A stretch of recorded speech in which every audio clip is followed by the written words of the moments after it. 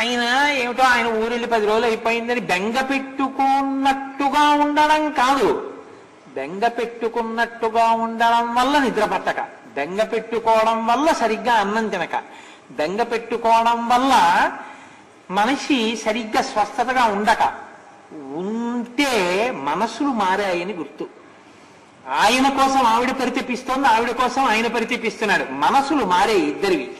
ఆయన మనసులో ఆవిడెళ్ళింది, ఆవిడ మనసు ఈయన దగ్గరికి వచ్చింది. ఇది జరగాలని మనం కోరుకుంటాం. సనాతన ధర్మంలో పెళ్లి చేస్తే జీలకర్ర బెల్లం పెట్టిస్తే జీలకర్ర బెల్లం పెట్టడం ముహూర్తమా, ఇద్దరు చూసుకోవడం ముహూర్తమా? సుముహూర్తానికి జీలకర్ర బెల్లం పెట్టండి అంటారు. సుముహూర్తానికి జీలకర్ర బెల్లం పెట్టడం ముహూర్తం కాదు, చూసుకోవడమే ముహూర్తం.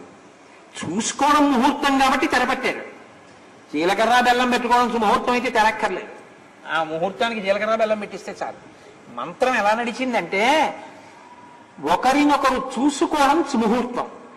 సుముహూర్తం చూసుకోవడానికి అయిన తర్వాత వెంటనే అడుగుతాడు వరుడు, ఈమె నా ఇంట ప్రవేశించిన తరువాత ఇదిగో ఏదో పశువులు బాగుండాలి, అవి బాగుండాలి, ఇవి బాగుండాలి అన్నీ అడుగుతాడు. అడిగిన తరువాత అప్పుడు జీలకర్ర బెల్లం పెట్టిస్తారు. ఎందుకు పెట్టిస్తారో తెలుసా అండి? నీ బాధ నా బాధ, నీ సుఖం నా సుఖం, నాకు సుఖం నీకు దుఃఖం, నీకు దుఃఖం నాకు సుఖం, ఈ రెండు లేవు.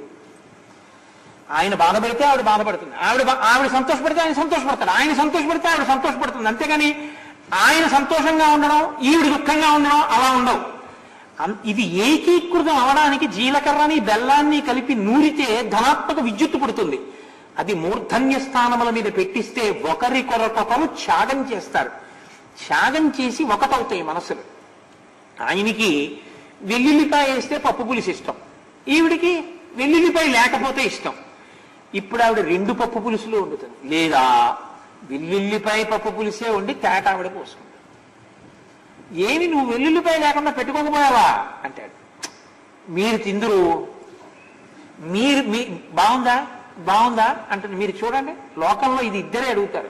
హోటల్ వాడు అలా అడగడు, బాగుందా అండి పప్పు అని ఏమి అడగడు. వాడు 30 రూపాయలు ఇచ్చేది చాలు వాడికి. మీరు తింటే వాడికి అడగాలి, తినకపోతే అడగాలి.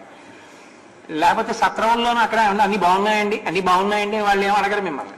మీరు కడుపు నిండా తిన్నారా లేదా అంతే వాళ్ళకి కావచ్చు. కడుపు నిండా తిన్నారా అన్నది కూడా కొంచెం అనుమానం ఏదనుకోండి. మేము పెట్టేశామనుకుంటే వాళ్ళకి చాలు, అది అన్నదానం అయిపోయింది ఇప్పుడు ఈ రోజుల్లో. కానీ భార్య తల్లి వడ్డిస్తే ఓ మాట అడుగుతారు, ఏమంటే బాగుందా, ఏమంటే బాగుందా అంటారు. చాలా బాగుంది అని మీరు ఊరుకున్నారు అనుకోండి, రెండో మాట వేసుకోలేదే, రెండో మాట వేసుకోలేదే, రెండో మాట వేసుకోలేదే అంటారు. ఎందుకనాలి? మీరు సరిగ్గా తినలేదు, ఇవాళ ఏం కూర బాగోలేదా, ఏమన్నా తేడా వచ్చిందా అంటే చస్తారా.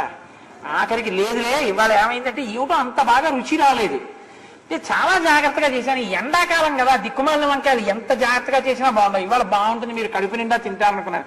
ఆ బీరకాయ ఉండవలసిన వంకాయ ఉందని పీకేసుకుంటుంది ఆవిడే. ఎందుకని? వండేసేయడం ఆవిడికి తృప్తి కాదు. మీరు అబ్బా ఏమి వంకాయ కూర అన్నారనుకోండి, ఆవిడికి గజారోహణం. ఆడది ఇంకంతకన్నా కోరుకునేది ఏమి ఉండదు. భర్త తృప్తి ఆవిడికి సమస్తం.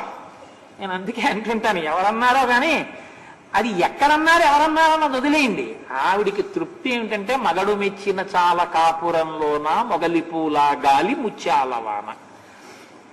కాబట్టి ఈ మనసులు మారాలని కోరుకుంటుంది సనాతన ధర్మం తప్ప నీ మోహం వెల్లుల్లిపాయ పులిసి నీకు మొన్న వండాను కదా, ఇవాళ నేను వండుకున్నాను, తింటే తినలేక మానే, మొన్న నీ కోసం వండి నేను ఇంకోటి తినలా, అస్తమానం మీకే వండుతారేంటి, అలా ఏం కుదరదు, నేను వండుకుంటాను అని ఇంకక్కడి నుంచి, లేకపోతే నా అంతటి నేను ఇన్కమ్ ట్యాక్స్ ఎస్ఎస్సీనని చిన్న కారణానికి వెంటనే డైవర్స్ ఇచ్చేసుకోవడం, లేకపోతే పుచ్చేసుకుని ఇంట్లో ఉంటూ ఉండడం, ఇలాంటి వెర్రి వెర్రి వేషాలు సనాతన ధర్మంలో ఉండవు.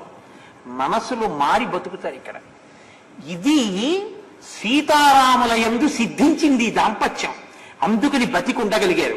కాబట్టి అస్యాదేవ్యా మనస్తస్మిన్ తస్యాస్యాం ప్రతిష్ఠితం తేనేయం సచి ధర్మాత్మ ముహూర్తమపి జీవతి.